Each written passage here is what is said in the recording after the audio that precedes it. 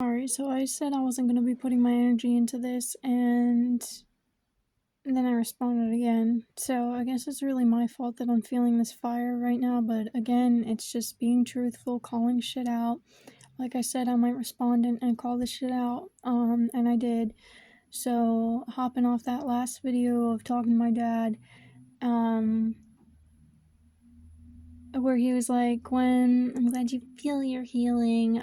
The whole bullshit thing. I hope you find the inner peace and love that you deserve. I watched your first 3 videos and I cannot watch anymore for a multitude of reasons. Okay, so by his next response, I'm guessing that those multitude of reasons is a lot, because it is really hitting him truthfully, because it really is hitting that he, not anything specific like he did to me maybe, but the fact that he did this, he felt this shit. Yeah, I'll get to that. So I responded, that wasn't the end. He said, I watched your first 3 videos and I cannot watch any more for the multitude of reasons. I'm here, so when you are ready to have a meaningful connection, you know how to reach me. And yet again, he's ending this next response he has, by reminding me that we still can talk, which, yes, I'm glad to see that he wants to end up coming back together, but I am not going to come back to you until you start healing your shit. And if you don't do this healing, which is the only fucking way to heal, you can't say that you're gonna do all these modalities that cope with your shit and then come back to me and be like, oh, I'm healed. Because no, every time something big happens, then you go right back into those mood, and then you're just, I mean, even Anna was starting to say, oh, he's in a mood today. Well, which is funny because she's a big person who does all this shit too, so I don't know why the fuck she's like behind your back saying, oh, he's in a mood today. No, and you would always tell her to do Qigong because she's in a mood today and she's dealing with shit because she's not actually dealing with it. But doing Qigong's not actually dealing with it. Sitting and talking about your day with your therapist, unless you're actually going in deeper and actually deeper, not like her asking, oh, how'd this make you feel? And you said, oh, this way. And then you just like went off and did something else. Okay, so you felt this way. Why did you feel this way? Not why specifically did you feel this way in this interaction with this person. I mean, why did that interaction with that person make you feel this way? If you're in an argument with someone and they say something that ticks you off, or not even in an argument, if you're just having like a discussion. So what I'm saying is my dad would be in a normal day-to-day interaction, he'd be in a mood though, and someone would say something and it'd end up just being a whole big argument from there on. And so if I were to get ticked off just because someone said something or did something or blah blah blah when I'm already in a mood, one, it's probably stemming from that mood specifically. Why am I feeling that mood specifically? Is it something recent or from a while ago? And if you can't look back deeper into your past shit, you're not going to be able to get any better. So he said that. I said, you've asked me my whole life to be truthful and honest with you. We both believe this is the most meaningful connection. Yet now that I am reaching out with an outlet for the truth and your ability to see all of it, you claim a multitude of reasons for not being able to watch as I speak. I have some ideas, but am not stating assumptions. Just that if you can't handle watching me speak the truth of reality, maybe look deeper into yourself. Or deeper yourself. And again, he started with 1 and ended with a period. This time he has 3 little paragraphs, and he said, Gwen, I do not need to, nor will I, relive the past 2 decades plus of abuse. Okay. Why? Just because you're going to be uncomfortable? Because it hurt? Because it still hurts? If it still hurts, then maybe... I mean, okay, so if you had a cut on your arm, right, and it was still, like, gushing blood and hurting, and you put a band-aid on it every once in a while, and like you can still like go about your day and do your job and shit, but then when you get home you need to change that band-aid again and clean that off, and you'd have to take care of the actual wound, not just change the band-aid or put another band-aid on top of it, so it doesn't look bad or whatever.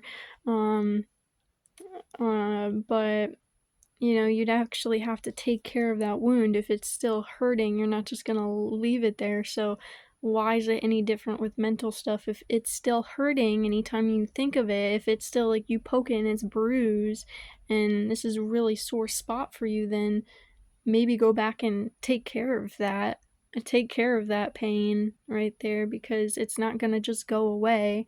It's not just gonna magically feel better the longer you go about your life, and it's just gonna magically, because that's something I heard so many times, and especially with something big that just recently happened, especially with my mom.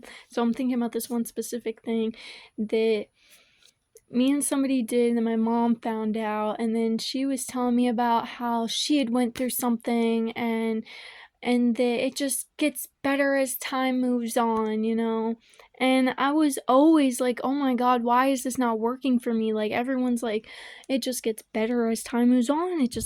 I'm like, I still feel pain from thinking about something from when I was 8 years old.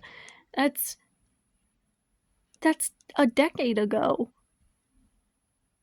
I still feel pain from stuff I don't even remember from like even younger years.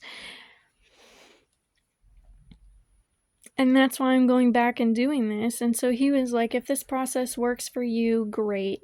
It does not work for me. It's not a matter of looking deeper, so please do not condescend. And hold on, let me look up the definition of condescend, just to make sure I'm not doing that. Having or showing a feeling of patronizing superiority. Superiority. I already flat out said that I'm not saying I'm better than anybody else. I'm not saying I'm the only one that knows about this way of healing, so take it from me. I'm saying I've been through this. Other people around me have been through this. I've been seeing it's working. I'm feeling it's working. I'm putting the time into myself. So I'm not saying I'm any better than anybody else for doing this or for knowing about it or whatnot. Like I said, I feel like we're all equals. We're all going through shit. We're all dealing with basically the same emotions passed down through however many generations of us all, just constantly perpetuating everything and then passing along abusive feelings from the pain that we still haven't healed. So it's like, okay, so you're saying you're not going to heal, then you're just going to keep on fucking abusing all of your kids. You just had another kid and you're just going to abuse that kid because you don't know anything else. So fucking heal yourself and actually be a good parent, or shut the hell up. But don't try and act like I'm being condescending by just calling your shit out. That's all I was doing. Saying that if you can't handle it, it's because you need to look deeper. And he said he just can't look deeper. And patronizing, let me look that one up, because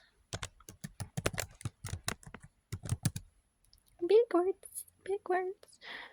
Oh, see, it's a patronizing and condescending, I guess, are synonyms, because it comes up in this too. It says apparently kind or helpful, but betraying a feeling of superiority and condescending. So betraying the feeling of superiority, guessing by like knowing something, but then like, I don't even fucking know. I don't know. I got it when it was condescending, but patronizing doesn't make exact sense. I mean, yeah. Okay, so and the last thing he said was, all I'm saying, all I'm saying is if you have something to say to me, give me a call. I believe in direct communication. I've always said this to you. It's okay if you're not at a point you can do that. Thanks for saying that's okay. I definitely needed you to allow me to be at my place of my journey that I am at. I don't need your acceptance. I don't need your responses. That's what I've stated. So I don't need you to tell me that it's all right for me to be where I'm at and to be doing what I'm doing. And I don't need you to be telling me that if this process works for me, it's so good and blah, blah, blah. Stop focusing on me. I mean, even the things I'm saying about you, it's my observations and the things I've been holding in for so long that I just need to be truthful about. I'm not coming over here and focusing and trying to like fucking hyper analyze your shit and be like, well, his mom did exactly this, so this is exactly why he did this to me. And it's like, no, I don't need to know every little detail. I don't need to go back and know why my parents don't love each other or what the fuck happened there. I need to look inside myself and go through that, everything I've already been saying. So it's just a bunch of load of bullshit again. And I mean, I might I might call out more shit in it, but at the same time, cause like I don't know if it's my addiction to that communication with him. Because I did block him for a while when I got here. Like, I blocked him and Anna because it was just bullshit after bullshit if they did communicate with me. And the, passive aggressiveness in their communication. Um, so yeah. Like, I look like this because I'm pissed off right now. This set another fire, and it's like, I'm letting out more emotions, I guess. It's just like, I do think everyone has a capability and everyone can heal, but if you refuse to, then that's your choice. So it's it's upsetting to think that he has so much potential and to think that I spent so much time thinking about the fact that he has so much potential, especially comparative to my other parents, in his own place of where he's at.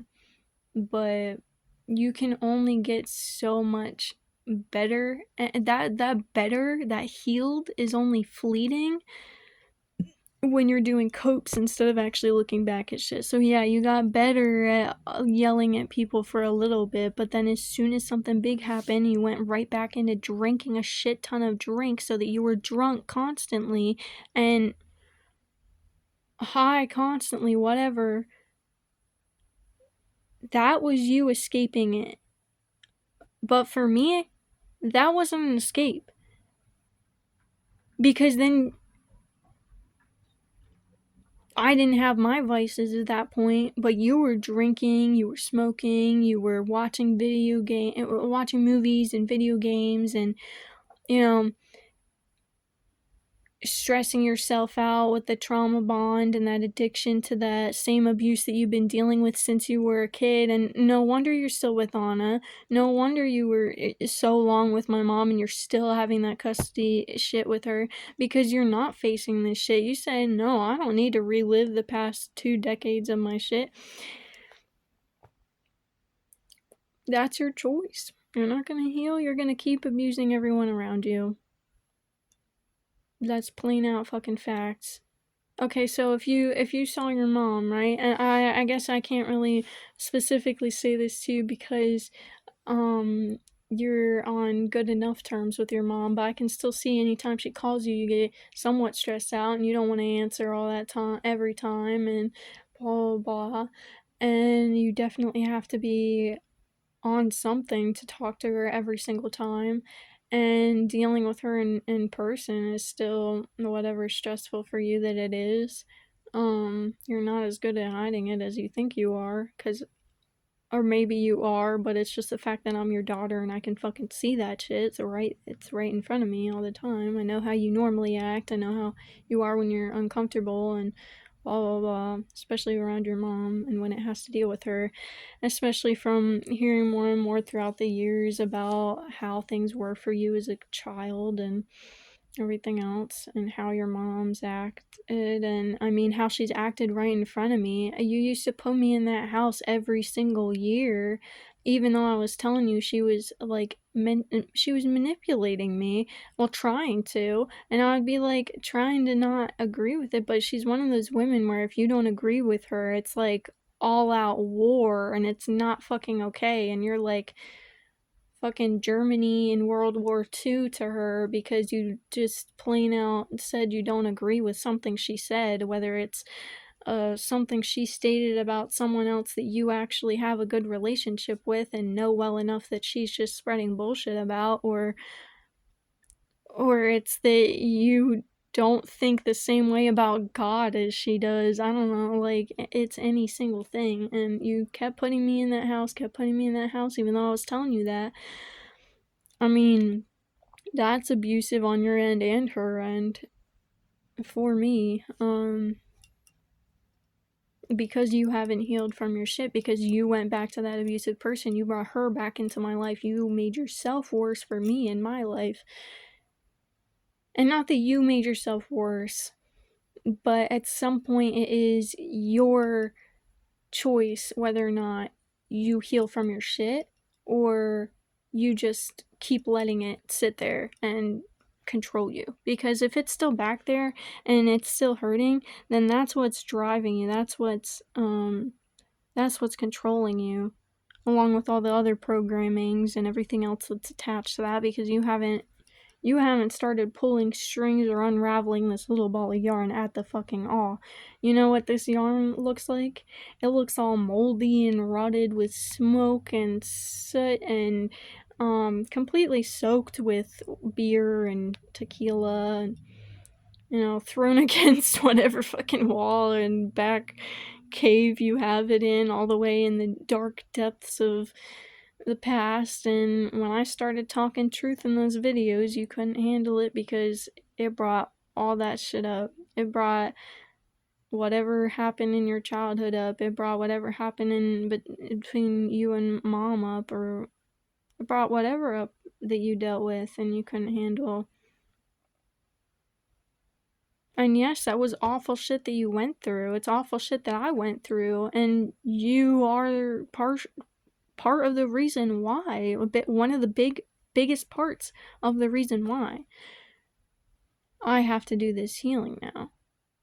Because you and mom brought me into this world. So regardless of however your parenting was that was abusive, I am also now, you're putting me into name logging and cataloging, name numbering and cataloging me with social security shit, putting me into the government database and into this world of school, then working and being enslaved and fucking programming my mind and not even actually parenting me in any good way. Go watch some of Unk's videos that go into parenting and you'll understand a lot about a lot of different things for yourself, I think, because I just watched one and I went back to it after one of my last videos, and it just more and more was hitting for it. And then at the end of it, I was like, damn, now I realize, like, a big part of the reason why when I left my situations, I had no idea where to go or what to do with my life, because all I knew was that all the ways that I had seen people